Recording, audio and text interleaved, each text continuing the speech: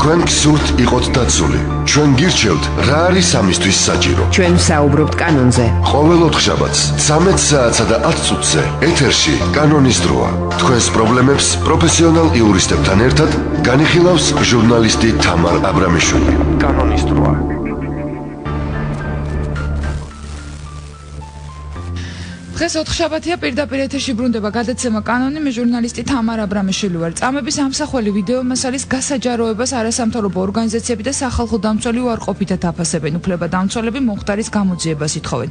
უნდა აღიკვეთა თუ არა პოლიცია სამალავში აღმოჩენილი კადრების საჯარო სივრცეში ჩვენება და დაცულია თუ არა ადამიანის პირადი ცხოვრება.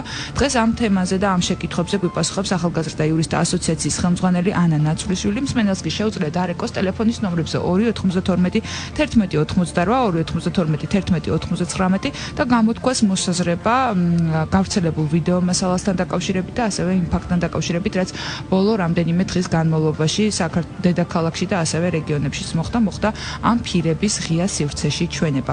მოგესალმებით ქალბატონო ანა, ძალიან დიდი მადლობა რომ მონაწილეობთ გადაცემაში. მოდით დავიწყოთ თავდაპირველად საუბარი. პოლიტიკოსების მხრიდან კეთდებოდა განცხადებები, ზოგი ამბობდნენ რომ ეს ნაციონალური მოძრაობის ინტერესებში იყო ამ კადრების გასაჯაროება.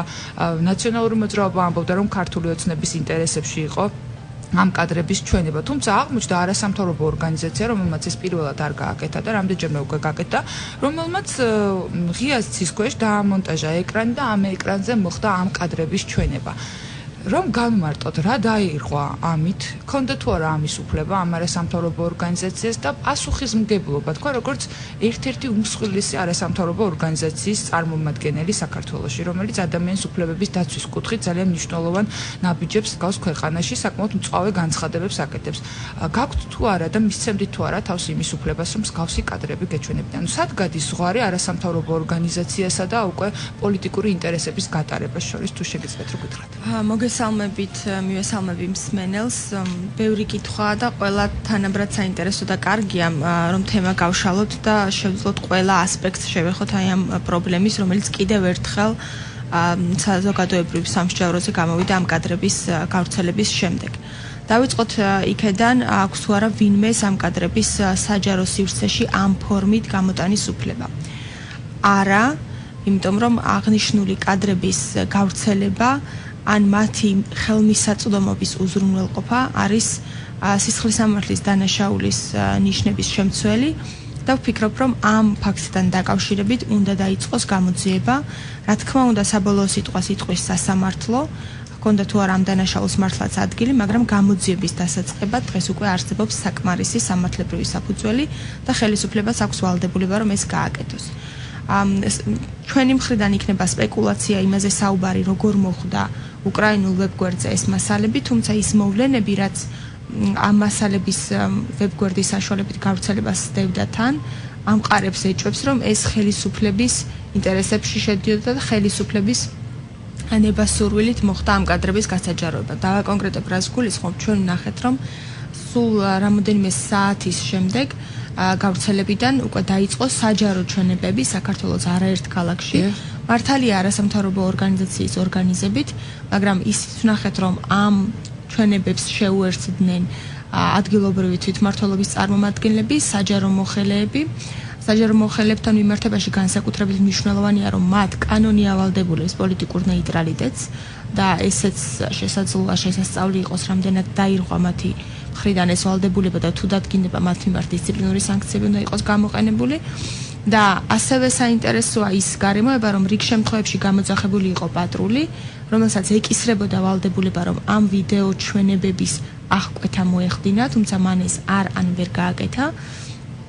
ესეც უნდა იყოს ვფიქრობ შესწავლის საგანი, იმიტომ რომ ჩვენ ბოლო პერიოდში განსაკუთრებით ინტენსიურად ვხედავთ პატრულის თანამშრომლები და სამართალდამცავი ორგანოები ძალიან სწრაფად და ძალიან ეფექტურად, თუმცა უკანონოდ რეაგირებენ მოქალაქეთა მცირე ჯგუფების მოქმედებებზე, როდესაც ეს ადამიანები უბრალოდ გამოდიან ქუჩაში და ხელისუფლების მიმართ კრიტიკულ მესიჯებს აშხარებენ. ამ ადამიანების დაჯარიმება სწრაფად ხდება ძალიან, თუმცა კიდევ ერთხელ ვამბობ, ამით ირღვევა კანონი და ირღვევა კონსტიტუცია, მაგრამ მაშინ, როდესაც რეალურად კანონდარღვევის წინაშე ვდგავართ, სამწუხაროდ პატრულის რეაგირებას ჩვენ ვერ ხედავთ. თქვენ გახსენეთ აღმასრულებელი ხელისუფლება და აქ მინდა გკითხოთ ზუგდიდის მერის განცხადება არის გავრცელებული, სადაც ის ამბობს, რომ ირაკლი გოგონხია, რომ ზუგდიდის მერი არ ყოფილა ჩვენების ორგანიზატორი, თავად კი წამების ამსახველი კადრების ჩვენებას მხოლოდ მოსაოდნელი პროვოკაციების თავიდან აცილების მიზნით ესწრებოდა. მარტო ეს არის მერის და ხელისუფლების ფუნქცია, რომ პროვოკაცია აღკვეთოს, ანუ მას რა რესურსი აქვს იმის, რომ პროვოკაცია ის სამართალდამცავი არ არის და ასე შემდეგ. გეთანხმებით აბსოლუტურად ეს განცხადება ნამდვილად მოკლებულია დამაჯერებლობას, მას არ აქვს არც რესურსი და არც პირდაპირ მანდატი იმისა, რომ პროვოკაციები აღკვეთოს. ეს ევალებოდა შინაგან საქმეთა სამინისტროს და კონკრეტულად თქვა საბადროლო პოლიციას. განცხადების პრობლემურობა იმაშიც მდგომარეობს, რომ მე ვერ წარმომიდგენია არათუ ხელისუფლების წარმომადგენელი, რომელსაც გაცილებით უფრო მაღალი პოლიტიკური და სოციალური პასუხისმგებლობა ეკისრება, არამედ ჩვეულებრივი რიგითი მოქალაქეც, რომელსაც შეუძლია საღი აზრით მიუდგეს ამ საკითხს, შეესწროს ასეთ ფაქტს და არ გააკეთოს ყველაფერი მისი შესაძლებლობის ფარგლებში, რომ ჩვენება შეწყდეს. თქვენ ძალიან კარგი კითხვა დასვით და მინდა ამ კითხვას დაუბრუნდეთ, მისცემდა თუ არა საია თავს უფლებას, რომ ეს კადრები გაესაჯაროებინეს. სანამ კითხვას გავცემ პასუხს, მინდა მსმენელს შევახსენო, რომ საია არის ის ორგანიზაცია, რომელსაც არაერთი ადამიანის საჩივარი აქვს წაღებული ადამიანის უფლებათა ევროპულ სასამართლოში, სწორედ წამებებთან დაკავშირებით და ასევე გვაქვს ძალიან საინტერესო დავა, როდესაც ჩვენ ხელისუფლებას და სახელმწიფოს ვადანაშაულებთ წამების არაეფექტურ გამოძიების პრობლემა თასახაა. ანუ მე ამ ყველაფერს ვყვები, იმიტომ რომ ახსნა ჩვენ ვმუშაობთ ყოველდღიურად წამების მსხვერპლებთან და ვაკეთებთ ჩვენი შესაძლებლობის ფარგლებში მაქსიმუმს იმისათვის, რომ ამ ადამიანების უფლებები იყოს აღდგენილი. მაგრამ ჩვენ ასეთი კადრების გასაჯაროების უფლებას თავს ვერ მივცემდით ძალიან მარტივი მიზეზის გამო. კადრების ამ ფორმით გასაჯაროება, როდესაც ძალიან მარტივია მსხვერპლების იდენტიფიცირება, პირდაპირ წარმოადგენს მსხვერპლებზე განმეორებით ფსიქოლოგიურ ძალადობას, არის მათი უფლებების დარღვევა და სამწუხაროდ ამას არაფერი არ აქვს საერთო არც ადამიანზე ზრუნვასთან, არც ადამიანის ღირსებაზე ზრუნვასთან და არც სამართლიანობასთან. ძალიან ნათელია განსაკუთრებით ის განცხადებები, რომელიც გაკეთდა რიგი პოლიტიკოსების მხრიდან, მმართველი გუნდის წარმომადგენლების, კიდევ ერთხელ ვიტყვი, ასევე თვითმმართველობის წარმომადგენლების ჩართულობა ამ ყველაფერში აჩვენებს, რომ ხელისუფლება ამ ჩვენებებს ხელისუფლების დიდი ნაწილი ამ ჩვენებებს არ ემიჯნება და მათ ჰგონიათ, რომ ამ კადრების გავრცელება და კიდევ ერთხელ საზოგადოებისთვის შეხსენება, რაც ცუდი იყო წინა ხელისუფლება, მათ პოლიტიკურ ქულებს მოუტანს.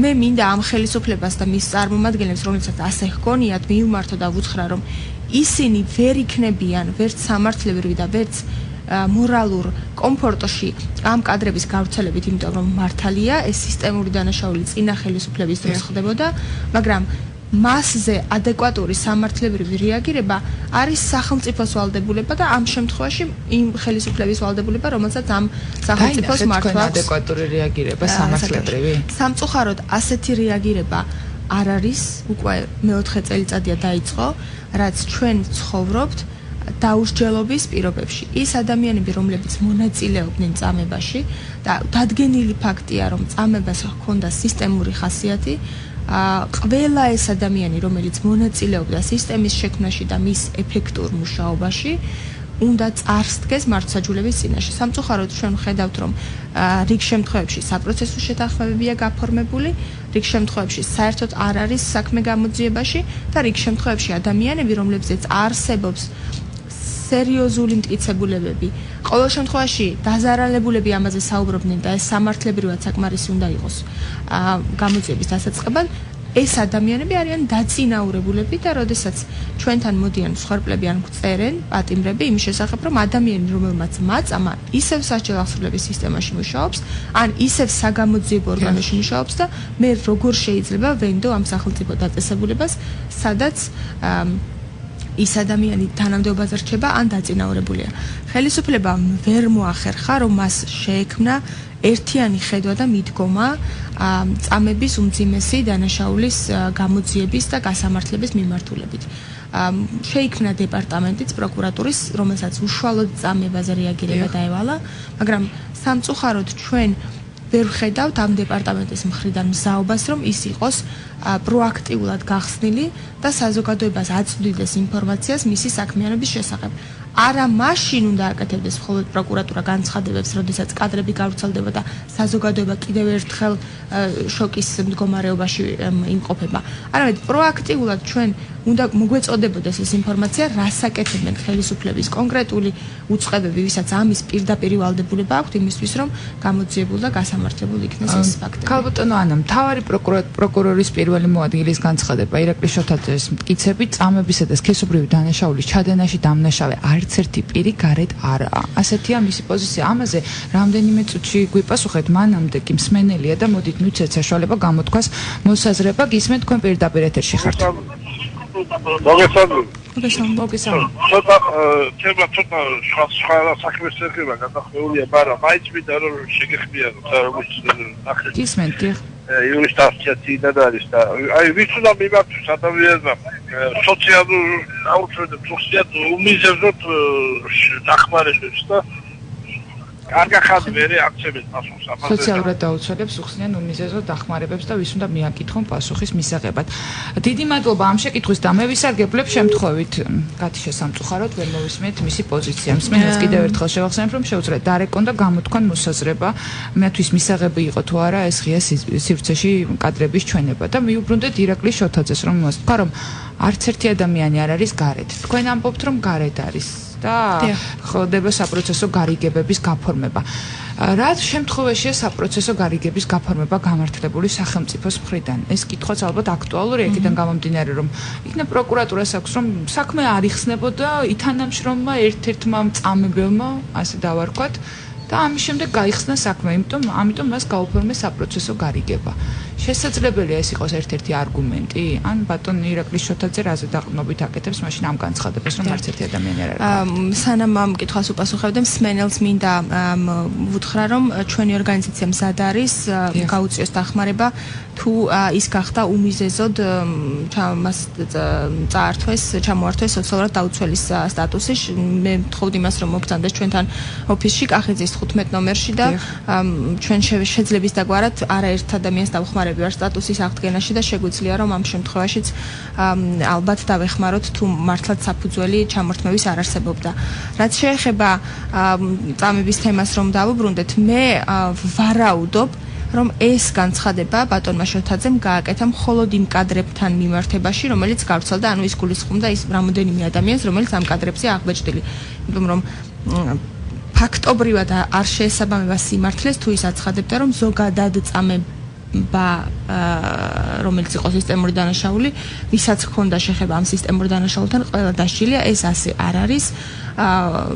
ამის დამადასტურებლად ის ვერ მოიყვანს ვერანაირ. მეგის გარდა და კოხტა კოდუა მხოლოდ გაქცეული ქვეყნიდან და შესაბამისად სამწუხაროდ ეს თუ კონტექსტი იყო ასეთი, რომ მე კიდევ ერთხელ რატომღაც მინდა დავიჯერო, რომ ის მხოლოდ ამ კადრებზე საუბრობდა და არა სხვა ათასობით კადრზე, რომელიც არსებობს წამების დამადასტურებელი, მაგრამ თუ ის ზოგადად საუბრობდა ამ საკითხზე, ეს არის უბრალოდ ტყუილი, არავის გონიერ ადამიანს, მით უმეტეს იურისტს არ შეიძლება სჯეროდეს, რომ დანაშაული, რომელსაც სახელმწიფო პოლიტიკის სახე ჰქონდა და რომელიც იყო სისტემური, ეს ყველაფერი ხდებოდა ციხის ბადრაგების და თუნდაც ციხის დირექტორების დონეზე.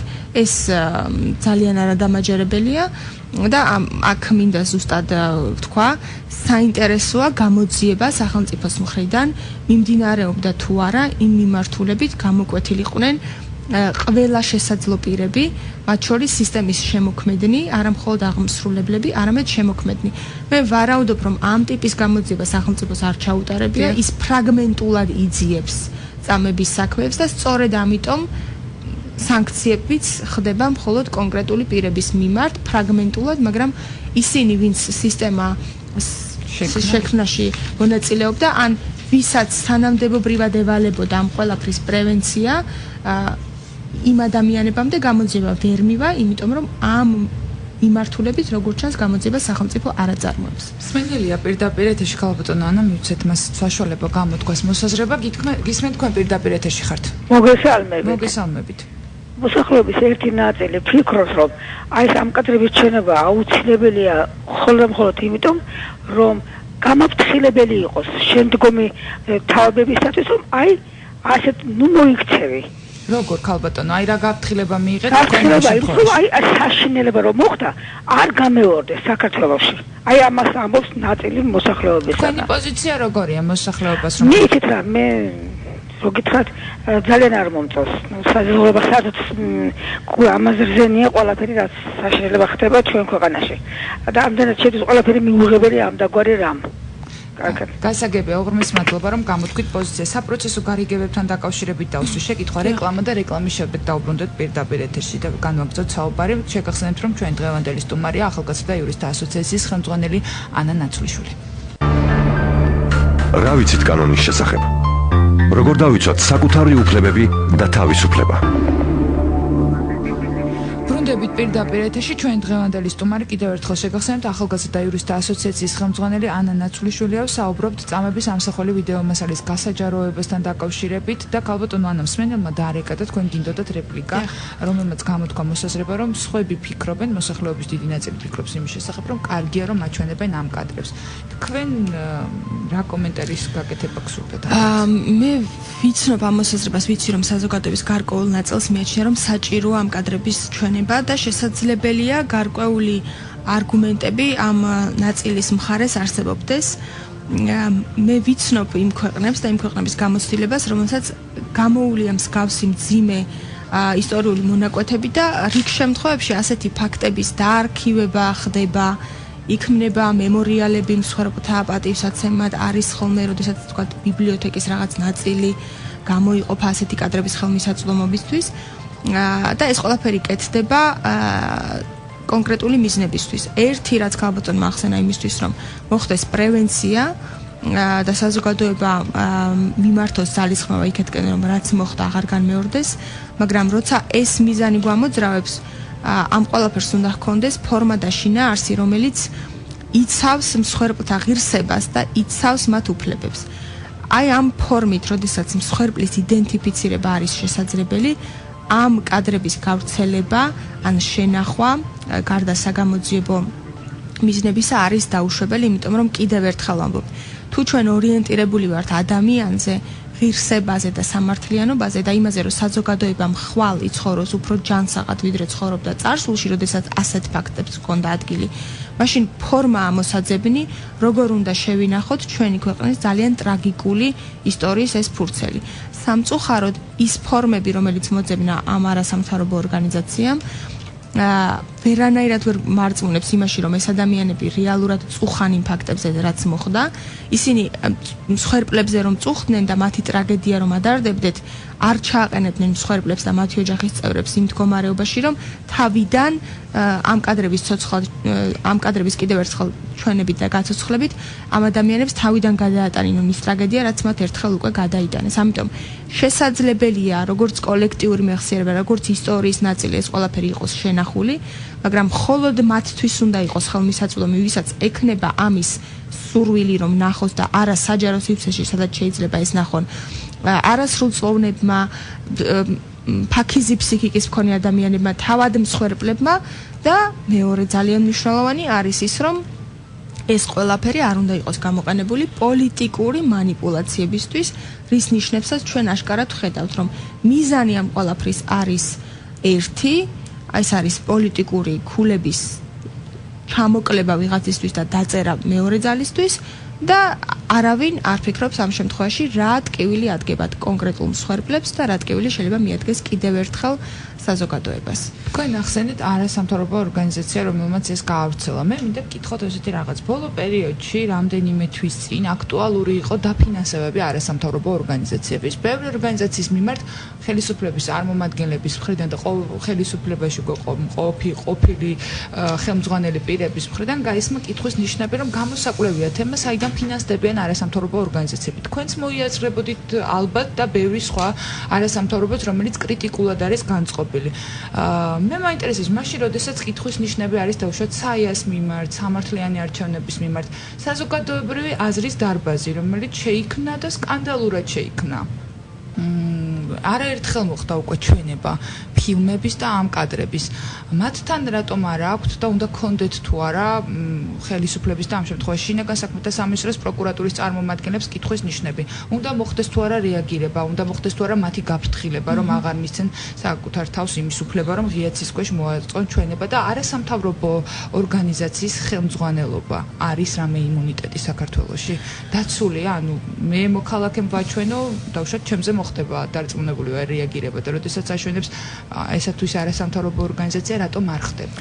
არასამთავრობო ორგანიზაციის სტატუსი ან მისი ხელმძღვანელის სტატუსი არანაირ იმუნიტეტს ადამიანს არ აკისრებს. პირიქით მე ვხედავ ამ პოზიციას როგორც განსაკუთრებული სოციალური პასუხისმგებლობის შემცველს. მე ვფიქრობ, რომ ჩვენ უფრო მეტი გვევალება, მეტი ფიქრი, მეტი წინასწარი გაზომვა თითოეული ჩვენი სიტყვის თუ ნაბიჯის, ვიდრე შეიძლება ეს რიგით მოქალაქეს ევალებოდეს.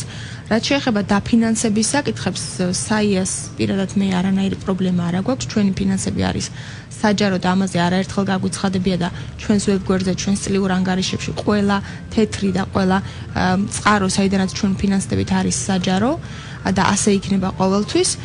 მე არ მაქვს პრობლემა რომ ხელისუფლებამ ამაზე დასვას კითხვები, იმიტომ რომ ჩვენ ყოველთვის გვაქვს ამაზე პასუხები, მაგრამ პრობლემა არის ის, რომ ხელისუფლება თუ მასთან დაახლოებული საზოგადოებისთვის მეტნაკლებად ცნობილი სახეები ამ მიდგომას იყენებენ შერჩევითად და კითხვებს სვამენ საიას დაფინანსებასთან დაკავშირებით, იმიტომ რომ მათ აღიზიანებთ საიას კრიტიკული პოზიციები, მაგრამ არასდროს არ სვამენ კითხვებს აი ამ ორგანიზაციის დაფინანსებასთან მიმართებაში და ასე შემდეგ. სამწუხაროდ ასეთი არაერთი ორგანიზაციაა საქართველოში. სამწუხაროს გულისხმობ იმ გაგებით, რომ ჩვენ ელემენტარული ცოდნა არის იმისთვის საჭირო, ვისაც ერთი თვე მაინც უმუშავია არასამთავრობო სექტორში, იცოდეს რა რთულია დაფინანსების მოპოვება, იმიტომ რომ ეს არის ცალკე სამუშაო, უზარმაზარი განაცხადების შევსება, იდეის მოფიქრება, იმის დადასტურება, რომ გაქვს რესურსი ინტელექტუალური და ტექნიკური, რომ ეს იდეა განახორციელო. მოკლედ, ეს არის ძალიან რთული სამუშაო და დროში გაწელილიც ზოგჯერ ერთი წელი ველოდებით ხოლმე პასუხს განაცხადეთ დაგვიფინანსდება თუ არა ეს კონკრეტული პროექტი. ანუ რთულია, მოკლედ, დაფინანსების მოპოვება საკმაოდ.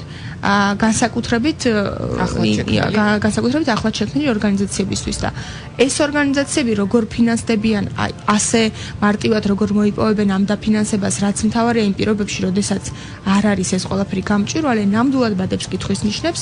ზოგადად მე არა ვარ იმის მომხრე, რომ სახელმწიფომ აკონტროლოს მკაცრად არასამთავრობო ორგანიზაციები, იმიტომ რომ ეს როგორც წესი დამახასიათებელი ავტორიტარული და ტოტალიტარული სახელმწიფოებისთვის, ეს ხდება აზერბაიჯანში, ბელორუსში, რუსეთში და ვერასოდეს ვერ გავიზიარებ იმ პოზიციას, რომ ხელისუფლებამ რაიმე ლეგიტიმური მიზნით აკონტროლოს არასამთავრობოები სპეციფიურად, მან უნდა აკონტროლოს ის, რომ არ მოხდეს დანაშაულის ჩადენა, თუ ამას გააკეთებს არასამთავრობო, რა თქმა უნდა, ეს არ არის იმუნიტეტი და უფრო მეტიც მე მაქვს კითხვა ხელისუფლებასთან, სამწუხაროდ ეს ფაქტები, რაც ამ დღეებში ხდება, არ არის პირველი შემთხვევა, როდესაც საჯარო ჩვენებები ეწყობა, ჩვენ გვახსოვს სამეგრელოში, როდესაც ეს ორგანიზებული ფორმით სკოლის მოსწავლეები წაიყვანეს, ჩვენ მაშინაც ვითხოვდით, რომ მომხდარიყო სამართლებრივი ზომების გამოყენება ღონისძიების ორგანიზატორების მიმართ. კანონს რომელ პუნქტს, რომელ მუხლს არღვევს საზოგადოებრივი აზრის დარბაზი.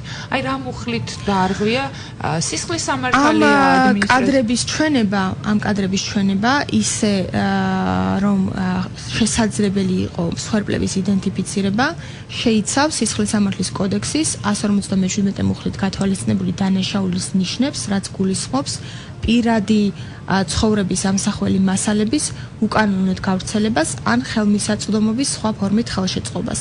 მე ვფიქრობ, რომ ამ დანაშაულის ნიშნები არის, ამიტომ უნდა დაიწყოს გამოძიება. კიდევ ერთხელ ვიტყვი, საბოლოო სიტყვას რა თქმა უნდა სასამართლო იტყვის, მაგრამ გამოძიების დასაწყებად ეს არის სრულიად საკმარისი საფუძველი და ვფიქრობ, ეს უნდა გაკეთდეს. იმიტომ რომ ჩვენ ვნახეთ რამოდენიმე თვის ინტერვალით მიმართოთ და დასაბუთებული. ჩვენი მიმართვა ამ შემთხვევაში არ არის აუცილებელი. იმისათვის რომ პროკურატურამ დაიწყოს გამოძიება, მას სჭირდება მხოლოდ ის გარემოება, რომ ამ ინფორმაციის შესახებ დღეს საქართველოში ყველა ინფორმირებული, მედიაში არაერთხელ გაჟღერდა, ჩემი აქ ყოფნა და ამაზე საუბარიც საკმარისია იმისთვის, რომ გამოძიება დაიწყოს პროცესუალურად ასეა. სმენელია ქალბატონო ანა, კიდევ ერთი მოდით მოვსმინოთ, გისმენთ პირდაპირ ეთერში ხარ, დასვით შეკითხვა. გამარჯობა. გამარჯობა. გამარჯობა. მე როგორც იურისტს მინდა კითხო თქვენ. დიახ, ისმით. კრიმინალისტიკის ისტორიაში ესე იგი ერთმა კრიმინალურმა ბანდამ გააფრთხილა მეორე კრიმინალური ბანდა, ესე იგი ნაცემა კოცები, რომ თუ თქვენ ჭკვიანად არ იქნებით, ჩვენ კიდევ გამხელთ სხვა საკითხებში, იმიტომ რომ მარტო ეგ ის ხო არ იყო ერთი კადრია რა. ეგეთი კადრი არის გონი მილიონი რაღაცა, 3 მილიონი რაღაცა. ხო და თუ წყნარად არ იქნებიან, ის ბანდა ამ ბანდას უჩვენებს სეირს. ეს იყო სხვა მანდა არაფერი არ ყოფილა. თქვენ როგორც მოქალაქე ამ შემთხვევაში თქვენთვის მისაღები იყო ამ კადრების ღიაცის ქვეშ ღია სივრცეში ჩვენება თუ მიუღებელი იქნებ დააფიქსირეთ? ესე იგი ჩემთვის როგორც მოქალაქისთვის არა მე არ მაინტერესებს ეგ კადრები სულ. მე მაინტერესებს ის რამდენად ბინძურ ერში ვცხოვრობ, გამიგე? გასაგები. დიდი მადლობა რომ გვისმენთ და გამოთქვით თქვენი მოსაზრება. და ქალბატონო ანუ თქვენ ახსენეთ მუხლი პუნქტი, რომლის მიხედვითაც უნდა დაიწყოს ძიება კადრების გავრცელებასთან დაკავშირებით და დაველოდოთ მოვლენებს დაიწყება თუ არა პროკურატურის მხრიდან გამოძიება ამ საკითხთან დაკავშირებით. ასევე ველოდები რომ სამართლებრივი რეაგირება იქნება იმ საჯარო მოხელეების მიმართ, რომლებმაც შესასწავლია ეს საკითხი, მაგრამ უნდა იქნას შესწავლილი ამ ჩვენებებში მონაწილეობით მათ დაარღვიეს თუ არა პოლიტიკური ნეიტრალიტეტის პრინციპი ან საჯარო სამსახურის შესახებ კანონით გათვალისწინებული რაიმე ნორმა და ასეთ შემთხვევაში შეიძლება ვისაუბროთ დისციპლინური პასუხისმგებლობის დაკისრებაზეც მათ მიმართ, იმიტომ რომ ჩვენ თუ დავტოვებთ ამ ქმედებებს რეაგირების გარეშე, განწირული ვართ იმისთვის, რომ ასეთი მოქმედებები გაგრძელდეს, იმიტომ რომ ბატონმა სწორად აღნიშნა, ასეთი კადრები არსებობს მრავლად.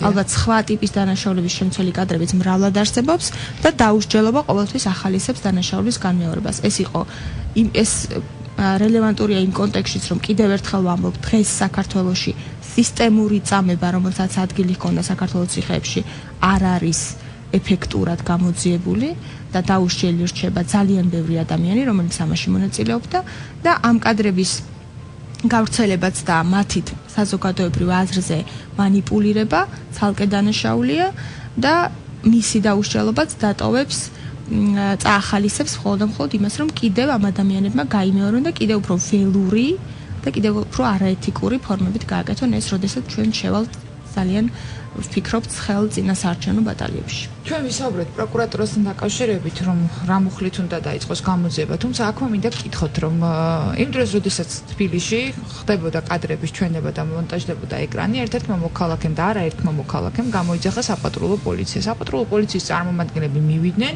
თუმცა რეაგირება არ მომხდარა და მაინც მოხდა ყველანაირი დაბრკოლების გარეშე ამ კადრების ჩვენება.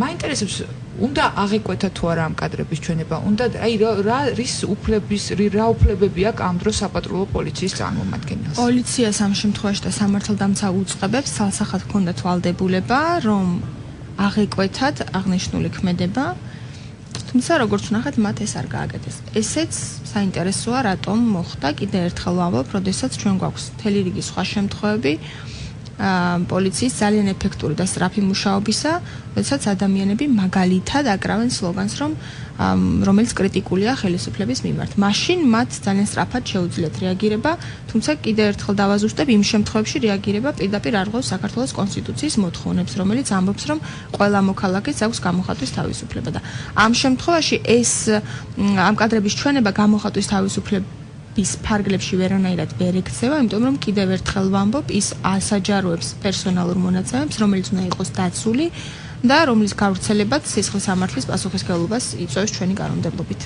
შერჩევითი სამართალი პოლიტიკოსების მხრიდან ხშირად კეთდება განცხადებები. თქვენც ახსენეთ და მინდა გკითხოთ, აი დღეს ქვეყანაში მოქმედებს, შეგვიძლია ვთქვათ ცალსახად და ერთმნიშვნელოვნად, რომ შერჩევითია სამართალი? იმ ფაქტებზე დაფუძნებით, რომლებიც ჩვენთვის ცნობილია და საზოგადოების ნაწილისთვის კარგად არის ცნობილი, შეგვიძლია ვთქვათ, რომ არაერთი შემთხვევა ფიქსირდება, როდესაც მოხდა სახელმწიფო ინსტიტუტების შერჩევითად გამოყენება. ნათელი მაგალითი შეიძლება ვთქვათ, წინა ხელისუფლების დროსაც არასამთავრობოებს ჰქონდათ ეგ პრეტენზია, რომ შერჩევითი იყოს სამართალი და ამ ხელისუფლების დროსაც საუბრობთ შერჩევით სამართალზე. შეიძლება საინტერესო იყოს შედარება გაკეთდეს ორ ხელისუფლებას შორის, მაგრამ მე შეგნებულად არ გავაკეთებ ამ შედარებას და ავხსნი რატომ. იმ მოქალაქისთვის, რომლის უფლებაც ირღვევა, არანაირი მნიშვნელობა არ აქვს.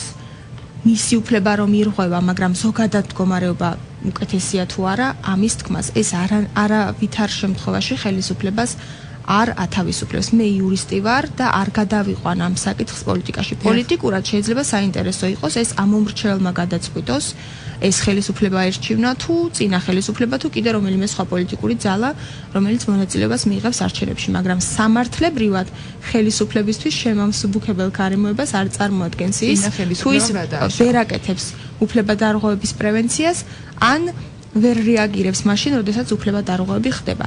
კიდევ მინდა ძალიან მნიშვნელოვან რამეს გაუსვა ხაზი, ჩემთვის იმ ადამიანისთვის, რომელიც 2012 წლამდე და 2012 წლის შემდეგაც არასამთავრობო სექტორში ვარ და ადამიანის უფლებების დაცვას ვცდილობ, ჩემი შესაძლებლობების ფარგლებში არანაირი მნიშვნელობა არ აქვს ამ შედარებას, ჩემთვის ათვლის წერტილი არ არის რა ხდებოდა 2012 წლამდე.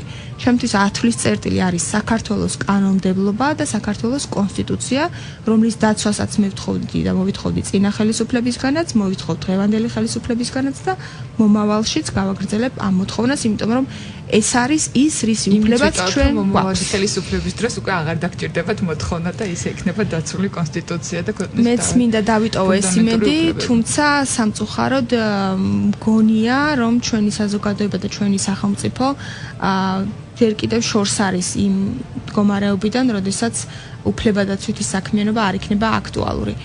უფრო მეტიც მე ვფიქრობ, რომ ჩვენ უნდა გადავიდეთ იმ ეტაპზე, როდესაც უფლებადამცველობა ცალკე აღებული პროფესია კი არ იქნება, თითოეული მოქალაქე ჩათვლის, რომ მას აკისრია სოციალური პასუხისმგებლობა თავისი შესაძლებლობების ფარგლებში არ დაუშვას თანამოქალაქეების მიმართ ჩაგვრა, დისკრიმინაცია და არასწორი მოპყრობა. თუ ჩვენ არ გავზრდით საზოგადოებაში სოლიდარობის ხარისხს და დავრჩებით იმ მდგომარეობაში, როდესაც უშუალოდ ჩემი უფლება თუ არ ირღვევა, მე არ ვინტერესდები რა ხდება სახელმწიფოში, ჩვენ ძალიან გაგვიჭირდება შევქმნათ ქვეყანა, სადაც კანონი იქნება უზენაესი და კანონის წინაშე ყველა იქნება თანასწორი. გაბატონო, ჩვენ საერთოდ რო იწურება და ბოლოს შეკითხვა მინდა დაგისვათ ადამიანის პირადი ცხოვრება თქვენ საუბრის დროს არაერთხელ ახსენეთ.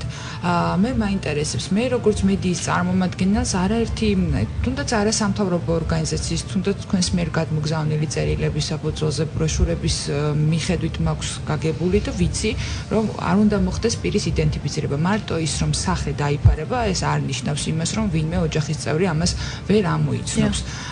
აი ამ შემთხვევაში მე მაინტერესებს კონკრეტულად რო თქვა ჩანაწერი, რა უნდა გააკეთოს მაშინ ამ არასამთავრობო ორგანიზაციამ, რომელიც მოწოდებულია, რომ ღია სიცის ქვეშ მოაწყოს საღამოები, ჩვენებები ამ კადრების.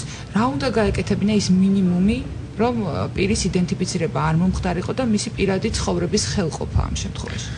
თუ ჩვენ საუბრობთ იმაზე, რომ ეს კადრები უნდა შეიცვალოს, ანუ სახეცვლილი ფორმით დარჩეს და არქივდეს და შეიძლება ხელმისაწვდომი იყოს საზოგადოებისთვის, იმ მიზნის მისაღწევად, რომ საზოგადოება მიცოდეს რა მოხდა და სიმართლის უფლება, რომელიც აღიარებულია როგორც აკადემიური აქტივისტების წრეებში, ეს უფლება საზოგადოებას ეკუთვნის და ეს უფლება განხორციელდეს. ის სტანდარტები, რომელიც უნდა იყოს დაცული, პრინციპი არის ასეთი: ამ კადრების ნახვის შედეგად არ უნდა იყოს შესაძლებელი კონკრეტული პირის იდენტიფიცირება. ეს გულისხმობს როგორც მის სახეს და თქვა სხეულის ფორმებს, ასევე გულისხმობს ხმას, ასევე რიგ შემთხვევებში გულისხმობს იმ დეტალებსაც ისტორიისა, რომელიც შეიძლება ძალიან ცალკე აღებული ისტორიაც საზოგადოებისთვის იყოს უკვე კარგად ცნობილი.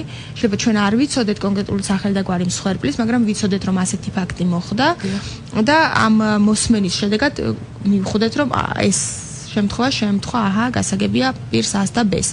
ამიტომ ნებისმიერი ინფორმაცია, რომელიც არ იქნება სახეცვლილი ამ კადრებში და მისცემს შესაძლებლობას ადამიანებს, რომ გააკეთონ იდენტიფიცირება, უკვე არ ღვევს პერსონალურ მონაცემებს. აქ დავაკონკრეტებ, შეიძლება მე და თქვენ უცებ ვერ ამოვიცნოთ ეს ადამიანი, იმიტომ რომ არასოდეს არ შევხვედროდეთ, მაგრამ ვინც იცნობს ამ ადამიანს, მას თუ მიეცემა შესაძლებლობა, რომ დააკავშიროს კადრი და მისი ნაცნობობა, ამ ადამიანის ნაცნობობა კადრის მიღმა, ეს უკვე ნიშნავს, რომ სტანდარტი არის დარღვეული. ძალიან დიდი მადლობა რომ მონაწილეობდით გადაცემაში. სულ საინტერესო სტუმარი ხართ. მეორე ბრძანდებით უკვე კანონის სტუმარი და მინდა წარმატებები გისურვოთ. იმის ვიტოვებ რომ კიდევ ერთხელ გვესტუმრებით სტუდიაში და ვისაუბრებთ გავშლით თემას საინტერესო მიმართულებით.